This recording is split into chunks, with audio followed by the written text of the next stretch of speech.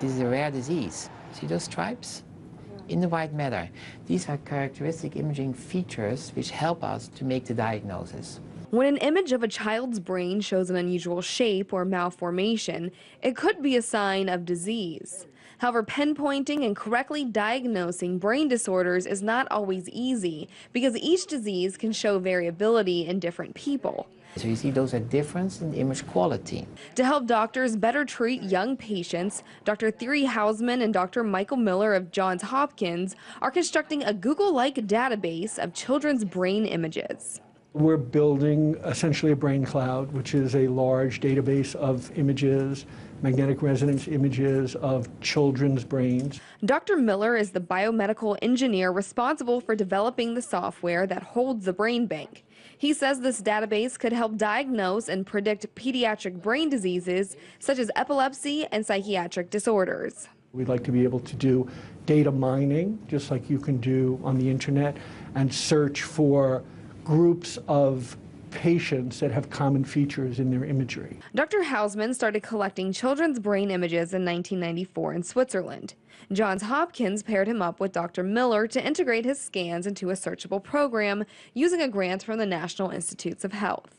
We are focusing on the imaging of the developing central nervous system of children, and we are covering every child between basically before they're being born.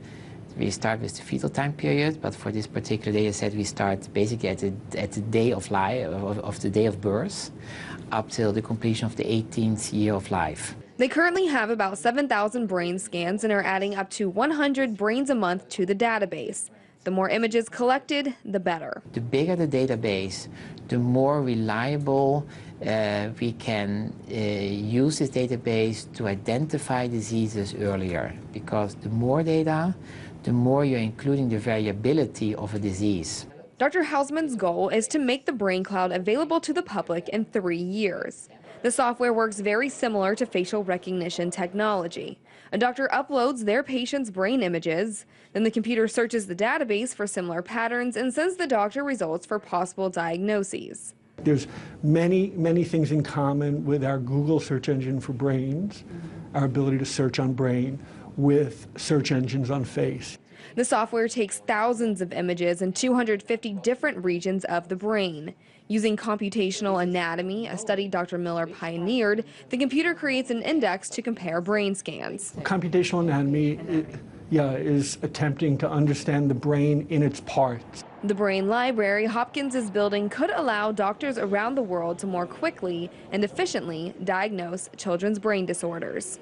The works of Dr. Hausman and Miller are merging big data with medicine, something we've yet to see on this scale. They say it has the potential to revolutionize the industry. In Baltimore, Maryland, Perry M. Boring, RT.